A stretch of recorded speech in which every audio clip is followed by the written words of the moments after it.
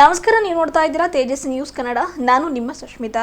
ಹೈದರಾಬಾದ್ ಕರ್ನಾಟಕ ಶಿಕ್ಷಣ ಸಂಸ್ಥೆಯ ಬೀದರ್ನಲ್ಲಿ ಬಿವಿಪಿನಲ್ಲಿ ಸೋಮವಾರ ಸಂಜೆ ನಡೆದ ಬಸವೇಶ್ವರ ಬಿಎಡ್ ಕಾಲೇಜಿನ ಮೊದಲ ಮಹಡಿಯ ಉದ್ಘಾಟನೆ, ನ್ಯಾಷನಲ್ ಇಂಗ್ಲಿಷ್ ಮೀಡಿಯಂ ಪಬ್ಲಿಕ್ ಸ್ಕೂಲ್ನ extended academic block and multipurpose ಹಾಲ್ನ ಉದ್ಘಾಟನೆ ಹಾಗೂ ಎನ್ಇಎಂಪಿಎಸ್ ಸೈನಿಕ ಶಾಲೆಯ ಅಡಿಗಲ್ಲು ಸಮಾರಂಭ ನೆರವೇರಿಸಿ ಕೇಂದ್ರ ಸಚಿವ ಭಗವಂತ್ ಖೂಬ್ ಅವರು ಮಾತನಾಡಿದರು. ಕೇಂದ್ರ ಸರ್ಕಾರದ ಪ್ರತಿಯೊಂದು ಯೋಜನೆಯಲ್ಲಿಯೂ ಕೂಡ ಬೀದರ್ ಜಿಲ್ಲೆಯ ಹೆಸರು ಇರುತ್ತದೆ. ಪ್ರತಿ ಯೋಜನೆಯಲ್ಲಿಯೂ ಕೂಡ ಬೀದರ್ಗೆ ಪಾಲು ಸಿಗುತ್ತದೆ ಎಂದರು. ಮುಂದುವರೆದು ಮಾತನಾಡಿದ ಅವರು, ಜಿಲ್ಲೆಯ ಅಭಿವೃದ್ಧಿಗೆ ರಾಜಕಾರಣಿಗಳು ಸಹಕರಿಸಬೇಕು. ಬೀದರ್ ಜಿಲ್ಲೆಗೆ ಕೇಂದ್ರ ಸಚಿವ ಸ್ಥಾನದ ಅವಕಾಶ ಲಭಿಸಿದೆ. ಇಲ್ಲವಾದರೆ ದೆಹಲಿಯಲ್ಲಿ ಬೀದರ್ ಜಿಲ್ಲೆಗೆ ಯಾರೂ ಗುರುತು ಸಹ ಹಿಡಿಯುತ್ತಿರಲಿಲ್ಲ. ಆದರೆ ಇಂದು ಪರಿಸ್ಥಿತಿ ಬದಲಾಗಿದೆ. ಪ್ರತಿಯೊಂದು ಕೇಂದ್ರದ ಯೋಜನೆಯಲ್ಲಿಯೂ ಕೂಡ ಇವತ್ತು ಬೀದರ್ನ ಹೆಸರು ಇರುತ್ತಿದೆ. ಈ ಹಿಂದೆ ಎಂದಿಗೂ ಬೀದರ್ಗೆ ಕೇಂದ್ರದ ಸಚಿವ ಸ್ಥಾನ ಲಭಿಸಿರಲಿಲ್ಲ. ಲಾಬಿ ನಡೆಸಿದ್ರೂ ಕೂಡ ದಕ್ಕಿರಲಿಲ್ಲ. ಪಕ್ಕದ ಕಲಬುರಗಿಯವರೇ ಪ್ರತಿ ಬಾರಿ ಸಚಿವರಾಗುತ್ತಿದ್ರು. ಈ ಜಿಲ್ಲೆಯ ಜನಪ್ರತಿನಿಧಿಗಳ ಕೆಲಸದ ಶೈಲಿಯಿಂದಾಗಿ ಬೀದರ್ಗೆ ಸಚಿವ ಸ್ಥಾನ ಸಿಗುತ್ತಿರಲಿಲ್ಲ ಎಂದು ಖೂಬಾ ಅವರು ಲೇವಡಿ ಮಾಡಿದ್ರು. ಇದೀಗ ಬೀದರ್ಗೆ ಸೈನಿಕ ಶಾಲೆ ಮಂಜೂರಾಗಿದೆ. ಇದರಿಂದಾಗಿ ರಾಜ್ಯದ ಯಾವುದೇ ಮೂಲೆಗೆ ಹೋದರೂ ಕೂಡ ನನಗೆ ಗೌರವ ಲಭಿಸುತ್ತಿದೆ ಎಂದು ತಿಳಿಸಿದರು. ಆಡಳಿತ ಮಂಡಳಿಯ ಸದಸ್ಯರು ಆಗಿರುವ ಡಾಕ್ಟರ್ ರಜನೀಶ್ ವಾಲಿಯವರು ಮಾತನಾಡಿ, ಸೈನಿಕ ಶಾಲೆಯ ಅಡಿಗಲ್ಲು ಇಂದು ನಡೆದಿದೆ. ಜಿಲ್ಲೆಯ ಪಾಲಿಗೆ ಇದೊಂದು ಐತಿಹಾಸಿಕ ದಿನ ಕೂಡ ಆಗಿದೆ. ಪ್ರಸಕ್ತ ಶೈಕ್ಷಣಿಕ ಸಾಲಿನಿಂದಲೇ ಪ್ರವೇಶ ಆಗಲಿದೆ. ಸಿಬಿಎಸ್ಇ ಅನುಮತಿ ಪಡೆದು ತರಗತಿ ಆರಂಭಿಸಲಾಗಿದೆ. ಬಸವೇಶ್ವರ ಬಿಎಡ್ ಕಾಲೇಜಿನ ಮೊದಲ ಮಹಡಿ ಕಟ್ಟಲಾಗಿದೆ. ಸಂಸ್ಥೆಯ 48 ಎಕರೆ ಜಮೀನು ಮರಳಿ ಪಡೆಯಲಾಗಿದೆ. ಬಿಎಡ್ ಪದವಿ ಕಾಲೇಜಿಗೆ ನ್ಯಾಕ್ ಎ ಗ್ರೇಡ್ ಲಭಿಸಿದೆ ಎಂದು ತಿಳಿಸಿದರು. ಎಚ್ಕೆಇ ಸಂಸ್ಥೆ ಅಧ್ಯಕ್ಷರಾಗಿರುವ ಭೀಮಾಶಂಕರ್ ಬಿಲ್ಗುಂದಿ ಅವರು ಮಾತನಾಡಿ, 16 ಕೋಟಿಯ ಸೆಂಟರ್ ಆಫ್ ಎಕ್ಸಲೆನ್ಸ್ ಫೆಬ್ರವರಿ 13ರಂದು ಉದ್ಘಾಟಿಸಲಾಗುತ್ತಿದೆ. ಬೀದರ್ನ ಸೈನಿಕ ಶಾಲೆಗೆ ಟೆಂಡರ್ ಮಾಡಿದರೆ ನಾಳೆಯೇ ಅದಕ್ಕೆ 3 ಕೋಟಿ ರೂಪಾಯಿ ನೀಡುವೆ. ಒಟ್ಟಾರೆ 30 ಕೋಟಿಯ ಯೋಜನೆ ಇದೆ. ಈ ವರ್ಷ ಡೇ ಸ್ಕಾಲರ್ ಮಾಡುತ್ತೇವೆ. ಮುಂದಿನ ವರ್ಷದಿಂದ ಹಾಸ್ಟೆಲ್ ವ್ಯವಸ್ಥೆಯನ್ನು ಸೈನಿಕ ಶಾಲೆಯಲ್ಲಿ ಮಾಡಲಾಗುತ್ತದೆ ಎಂದರು. ನನ್ನ 6 ವರ್ಷದ ಅವಧಿಯಲ್ಲಿ ಒಟ್ಟಾರೆ 195 ಕೋಟಿ ರೂಪಾಯಿ ಅಭಿವೃದ್ಧಿಗಾಗಿ ಖರ್ಚು ಮಾಡಿದ್ದೇನೆ. ಇಷ್ಟು ಕೆಲಸ ಇವರಿಗೆ ಯಾರು ಮಾಡಿದ್ದಾರೆ ಹೇಳಿ? ಕೇವಲ ಆರೋಪ ಮಾಡುತ್ತಿದ್ದಾರೆ. ಆಪಾದನೆ ಬಿಟ್ಟು ಎದುರಾಳಿಗಳಿಗೆ ಏನು ಮಾಡಲಾಗುತ್ತಿಲ್ಲ. ಅವರಿಗೆ ನಮ್ಮದೇನೂ ಸಿಗುತ್ತಿಲ್ಲ ಎಂದು ಹೊಟ್ಟೆಯೂರಿ ಆರಂಭವಾಗಿದೆ ಎಂದು ಎಚ್ಕೆಇ ಸಂಸ್ಥೆ ಅಧ್ಯಕ್ಷ ಭೀಮಾಶಂಕರ್ ಸಿ ಬಿಲ್ಗುಂದಿಯವರು ಮಾತನಾಡಿ ತಿಳಿಸಿದರು. ಸೈನಿಕ ಶಾಲೆ ಅಡಿಗಲ್ಲು ಸಮಾರಂಭದಲ್ಲಿ ಮಾತನಾಡಿದ ಅವರು, ಸಂಸ್ಥೆಯ ಖಾತೆಯಲ್ಲಿ ಸದ್ಯಕ್ಕೆ 137 ಕೋಟಿ ರೂಪಾಯಿ ಜಮೆ ಇದೆ. ಯಾವುದೇ ಕೌನ್ಸಿಲ್ ಸದಸ್ಯರು ಕೇಳಿದ್ರೂ ಅನುದಾನ ನೀಡಿದ್ದೇನೆ. ಸದಸ್ಯರು ಸಹ ನಷ್ಟ ಮಾಡಿಲ್ಲ. ಆರೋಪ ಮಾಡುವ ಹಿಂದಿನವರು ಯಾಕೆ ಈ ಕೆಲಸ ಮಾಡಿಲ್ಲ? ಬೇಕಿದ್ರೆ ಬ್ಯಾಲೆನ್ಸ್ ಶೀಟ್ ನೀಡುವೆ, ನೋಡಿಕೊಳ್ಳಿ. ಇದೇ ಮೊದಲ ಬಾರಿ 100 ಕೋಟಿ ರೂಪಾಯಿ ಲಾಭ ತೋರಿಸಿದ್ದೇನೆ ಎಂದು ತಿಳಿಸಿದರು. ಎಚ್ಕೆಇ ಸೊಸೈಟಿಯ ಈ ಒಂದು ಸೈನಿಕ ಶಾಲೆಯು ಪ್ರಪಂಚದಲ್ಲಿಯೇ ಅತ್ಯುತ್ತಮ ಶ್ರೇಷ್ಠರನ್ನು ನೀಡುವ ಕೆಲಸ ಮಾಡಲಿ, ಎತ್ತರೋತ್ತರವಾಗಿ ಬೆಳೆಯಲಿ ಎಂದು ಗದಗ ವಿಜಯಪುರ ರಾಮಕೃಷ್ಣ ವಿವೇಕಾನಂದ ಆಶ್ರಮದ ಅಧ್ಯಕ್ಷರಾದ ನಿರ್ಭಯಾನಂದ ಮಹಾರಾಜ್ ಅವರು ಆಶೀರ್ವಚನ ನೀಡಿದರು. ಕಾರ್ಯಕ್ರಮದಲ್ಲಿ ಸಂಸ್ಥೆಯ ಉಪಾಧ್ಯಕ್ಷರು ಡಾಕ್ಟರ್ ಶರಣಬಸಪ್ಪ ಆರ್ ಹರವಾಳ್, ಕಾರ್ಯದರ್ಶಿ ಡಾಕ್ಟರ್ ಜಗನ್ನಾಥ್ ಬಿ ಬಿಜಾಪುರೆ, ಜಂಟಿ ಕಾರ್ಯದರ್ಶಿ ಡಾಕ್ಟರ್ ಮಹಾದೇವಪ್ಪ ವಿ ರಾಂಪುರೆ, ಆಡಳಿತ ಮಂಡಳಿ ಸದಸ್ಯರಾದ Arun Kumar M Patil, doctor S B Kamareddy, doctor Nagendra S Mantale, Basavaraj J Khanderao, doctor Kailash B Patil, Vinay S Patil, Somnath C Neggudi, doctor Anil Kumar B Pattan, Sainath N Patil, N Girijashankar, doctor Virendra Patil ಅವರು ಸೇರಿದಂತೆ ಇನ್ನಿತರರು ಇದ್ದರು. ಹೈದರಾಬಾದ್ ಕರ್ನಾಟಕ ಶಿಕ್ಷಣ ಸಂಸ್ಥೆಯ ಆಡಳಿತ ಮಂಡಳಿದವರು ಮತ್ತು ಸಂಸ್ಥೆಯ ಸದಸ್ಯರು ಅತಿ ಗರ್ವದಿಂದ ಹೆಮ್ಮೆಯಿಂದ ಹೇಳುವಂಥದ್ದು, ನಮ್ಮ ಹತ್ರ ಸೈನಿಕ ಶಾಲೆ ಇದೆ ಅನ್ನುವಂಥದ್ದನ್ನು ಬರುವ ಜೂನ್ ತಿಂಗಳಿನಿಂದ ಕರ್ನಾಟಕದಲ್ಲಿ ಯಾವ ಸಂಸ್ಥೆಯಲ್ಲಿಯೂ ಕೂಡ ಈ ಒಂದು ಸೈನಿಕ ಶಾಲೆ ಅನ್ನುವಂಥ ಹೆಮ್ಮೆಯ ಹೇಳಿಕೊಳ್ಳಲಿಕ್ಕೆ ಅವಕಾಶವನ್ನ ಕರ್ನಾಟಕದಲ್ಲಿ ಸಿಕ್ಕಿರುವುದು ಹೈದರಾಬಾದ್ ಕರ್ನಾಟಕ ಶಿಕ್ಷಣ ಸಂಸ್ಥೆಗೆ ಮಾತ್ರ.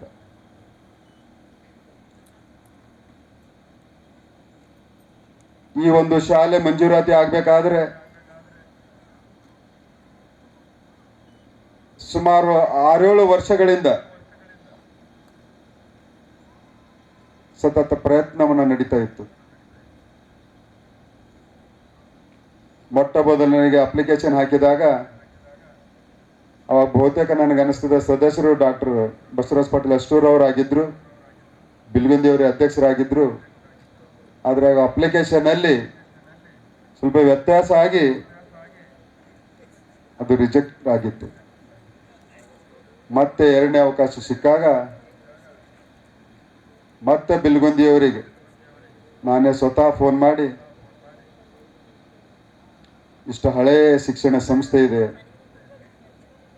ಲಕ್ಷಗಟ್ಟಲೆ ವಿದ್ಯಾರ್ಥಿಗಳು ವಿದ್ಯಾಭ್ಯಾಸವನ್ನು ಮಾಡ್ತಾರೆ ಮತ್ತು ಪ್ರತಿಷ್ಠಿತ ಸಂಸ್ಥೆ ಇದೆ, ಈ ಸಂಸ್ಥೆಗೆ ಇದು ಬಹಳಷ್ಟು ಅವಶ್ಯಕತೆ ಇದೆ ಅಂದಾಗ ರಜನೀಶ್ ವಾಲಿ ಅವರು ಕೂಡ ಸದಸ್ಯರಾದ್ಮೇಲೆ ಬಿಲ್ಗುಂದಿಯವರು, ತಮ್ಮ ನೀ ಏನು ಮಾಡ್ತೀವಿ ಮಾಡಿ, ಎಲ್ಲ ರೀತಿಯಲ್ಲಿ ನಂದು ಸಹಕಾರ ಇರ್ತದ, ನಮ್ಗೆ ಏನು ಮಾಡ್ತೀರಿ ಮಾಡ್ರಿ ಅಂತ ಹೇಳ್ಕಸಿಂದ ಮಾಡಿದ್ದರ ಪರಿಣಾಮವಾಗಿ ಮೋದಿಯವರು ಇಡೀ ದೇಶದಲ್ಲಿ ಕೇವಲ 23 ಶಾಲೆಗಳಿಗೆ ಮಾತ್ರ ಮಂಜೂರಾತಿ ಮಾಡಿದರೆ, ಅದು ಕರ್ನಾಟಕದಲ್ಲಿ ಒಂದು, ಇವತ್ತು ಅದು ಬೀದರಿಗೆ ಬಂದಿದ್ದು. ಒಬ್ಬ ಸಂಸದ, ಕ್ರಿಯಾಶೀಲ ಸಂಸದ, ನನ್ಗಿಂತ ಬಹಳಷ್ಟು ವೇದಿಕೆ ಮೇಲೆ ವೇದಿಕೆ ಕೆಳಗಡೆ ಸಾಕಷ್ಟು ಹಿರಿಯರಿದ್ದಾರೆ.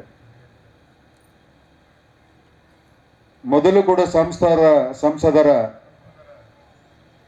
ಕೆಲಸಗಳನ್ನು ತಾವು ನೋಡಿದಿರಿ. ಕಳೆದ 10 ವರ್ಷದಲ್ಲಿ ಇವತ್ತಿನ ದಿವಸ ಒಂದು ಐತಿಹಾಸಿಕ ದಿವಸ ಇದೆ. ಯಾಕಂದರೆ ಬೀದರಲ್ಲಿ ಸೈನಿಕ್ ಸ್ಕೂಲ್ ಅಡಿಗಲ್ಲು ಸಮಾರಂಭ ಆಗ್ತಾ ಇದೆ. ಇದೊಂದು ನೆನಪಿರೋಂಥ ದಿನ ಇದೆ ಇವತ್ತು. ಮತ್ತು ಇದೇ ವರ್ಷ ಅಡ್ಮಿಷನ್ಸ್ ಸ್ಟಾರ್ಟ್ ಆಗ್ತಾ ಇದೆ. ಒಂದೆರಡು ನಮ್ಮದು BV ಮಹಾವಿದ್ಯಾಲಯ ಬಗ್ಗೆ ಹೇಳ್ತೀನಿ ನಾನು. ಫಸ್ಟಿಗೆ ನಾನು ಇಲ್ಲಿ ಬಂದಾಗ 3 years ಬ್ಯಾಕ್ ನನಗೆ ಕನ್ನಡ ಮೀಡಿಯಂ ಸ್ಕೂಲ್ನವರು ಹೇಳಿದ್ರು, ಇಲ್ಲಿ ನಮ್ಗೆ ಕೂಡಕ್ಕೆ ಜಾಗ ಇಲ್ಲ, ನಮಗೆ ಕರೆಕ್ಟಾಗಿ ಇದು ಇಲ್ಲ ಅಂತ ಹೇಳಿದರು. ಆವಾಗ ನಾನು ನಮ್ಮ ಅಧ್ಯಕ್ಷರು ಬೀದರ್ಗೆ ಬಂದಿದ್ದರು. ಬಂದಾಗ ಅವರಿಗೆ ಈ ಕಡೆ ಒಂದು ಬಿಲ್ಡಿಂಗ್ ಇದೆ ತೋರಿಸಿದ್ದೆ. ಅಣ್ಣ ಇಲ್ಲೊಂದು ಬಿಲ್ಡಿಂಗ್ ಇದೆ ರೀ ಅಂತಂದೆ. ಎಲ್ಲ ಬಿಲ್ಡಿಂಗೇ ಕಾಣಿಸ್ತಾ ಇಲ್ಲ ಅಲ್ಲ ಅವ್ರಿಗೆ. ಅಣ್ಣ ಅದು ಬಿಲ್ಡಿಂಗ್ ಮುಚ್ಚೋಗಿದೆ ರೀ ಅಣ್ಣ, ಮತ್ತು ಅವ್ರಿಗೆ ಏನು ಮಾಡಬೇಕು, ಏನೂ ಮಾಡೋಕ್ಕೆ ಬರಲ್ಲ. ಇಲ್ಲ ನಾನು ರೆಡಿ ಮಾಡ್ತೀನಿ ಅಂತ ಹೇಳಿದ್ರು. ರೆಡಿ ಮಾಡ್ತೀನಿ ಅಂದರೆ ಆಯಿತು, ನಿಮ್ಗೇನು ತಿಳಿಸೋದು ಮಾಡು ಅಂತ ಹೇಳಿದ್ರು. ಇವತ್ತು ಮಾಡಿದ್ವಿ. ಅಲ್ಲಿ ಸ್ಕೂಲು ಸ್ಟಾರ್ಟ್ ಆಗಿದೆ, ಒಳ್ಳೆಯದಾಗಿ ನಡೀತಾ ಇದೆ. ಫಸ್ಟ್ ಇದು ನಂಗೆ ಅಧ್ಯಕ್ಷರು ಕೊಟ್ಟಿದ್ದ ಕೆಲಸ.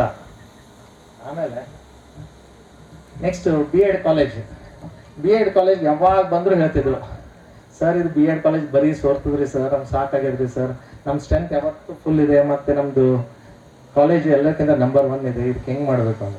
ಅದಕ್ಕೂ ಅಧ್ಯಕ್ಷರಿಗೆ ಹೋಗಿ ಹೇಳಿದೆ ನಾನು. ಜೂನ್ ಏನು ಜುಲೈ ಇತ್ತು, ಮಳೆ ಬರ್ತಾ ಇತ್ತು, ಹೇಳಿದ್ದೆ ಮೀಟಿಂಗ್ನಲ್ಲಿ. ಅಧ್ಯಕ್ಷರೇ ನಮ್ಮ B.Ed ಕಾಲೇಜ್ ಹಿಂಗಿದೆ ರೀ, ಹಿಂಗೆ ಏನು ಮಾಡಬೇಕು, ಏನಾರ ಒಂದು ಹೊಸ ಕೆಲಸನೇ ತೊಗೊಂಡು ಬರ್ತಲ್ಲ ನಾವು ದಿನಕ್ಕೊಂದು. ಇಲ್ಲರಿ ನಾ ಭಾಳ ಸೋರ್ತಾ ಇದೆ, ಇಲ್ಲ ಪ್ರಾಬ್ಲಮ್ ಆಗ್ತದ ಅಂತ. ಅದು ಏನು ಮಾಡ್ತೀವಿ, ಫಾಯ್ದಾ ಆಯ್ತದ ಇಲ್ಲ ಅಂದ್ರೆ ನಂದು ಹಣ ಅಲ್ಕೊಂಡು ಫಸ್ಟ್ ಫ್ಲೋರ್ ಮಾಡಿಕೊಡ್ರಿ, ಡಬಲ್ ಅಡ್ಮಿಷನ್ ಮಾಡ್ತೀವಿ, ಮಾಡಿಬಿಟ್ಟು 3 ವರ್ಷ ನಿಮ್ಗೆ ದುಡ್ಡು ವಾಪಸ್ ಕೊಡ್ತೀವಿ ಅಂತ ಹೇಳಿದ್ವಿ. ಆಯಿತು ಅಂತ ಹೇಳಿದ್ರು, ಅದನ್ನು ಮಾಡಿದ್ವಿ.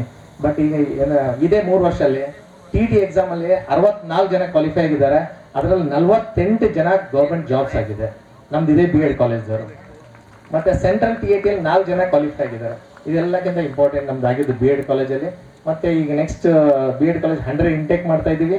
ಹಾಗೆ M.Edಗೂ ಹೋಗ್ತಾ ಇದ್ದೀವಿ. ನೆಕ್ಸ್ಟ್ ಈಗ BB ಕಾಲೇಜ್ ಎಲ್ಲಕ್ಕಿಂತ ಹಳೆಯ ಕಾಲೇಜು, ಎಲ್ಲಕ್ಕಿಂತ ಹಳೆಯ ಹೆಸರಿರೋದು. ಇದು ನ್ಯಾಕ್